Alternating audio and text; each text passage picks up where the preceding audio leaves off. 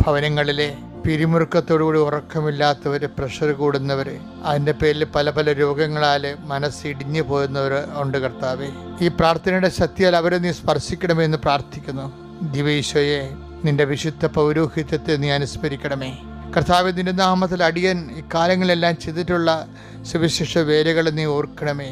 അത് ഓർത്തുകൊണ്ട് ആരെല്ലാം ഇപ്പോഴും ഈ പ്രാർത്ഥനയുടെ കീഴിൽ വരുന്നുവോ, ആരെല്ലാം ഈ പ്രാർത്ഥനയിൽ ആശ്വാസം പ്രാപിക്കുന്നതിന് വേണ്ടി നിന്റെ തിരുസന്നിധിയിൽ കണ്ണുകളടച്ച് കൈകൾ കൂപ്പി നിൽക്കുന്നുവോ കർത്താവേ, അതെല്ലാം അവരുടെ യോഗ്യത കൊണ്ടല്ല, ഞങ്ങളുടെ പാപങ്ങളെല്ലാം വിസ്മരിച്ചുകൊണ്ട് അങ്ങയുടെ പീഡാനുഭവത്തിൻ്റെ യോഗ്യതയാൽ നീ അവരുടെ കണ്ണ തൊതണമെന്ന് പ്രാർത്ഥിക്കുന്നു കർത്താവേ. അങ്ങയുടെ തിരുസന്നിധിയിൽ ശിരസ്സ് നമിച്ചുകൊണ്ട് കൈകൾ കൂപ്പി നിൽക്കുന്ന, അതിരുപൊടി നിൽക്കുന്ന മക്കളുടെ മേൽ നിന്റെ തിരുമുറുപാർന്ന വലതുകിടത്തിൻ്റെ ആശീർവാദം നൽകണമേ എന്ന് പ്രാർത്ഥിക്കുന്നു. അമ്മേ, പരിശുദ്ധമ്മേ, എല്ലാ മാലാഖമാരെ, രക്തസാക്ഷികളെ, വിശ്വസ പിതാവേ, ഞങ്ങൾക്ക് വേണ്ടി മാധ്യസ്ഥം വഹിക്കണം.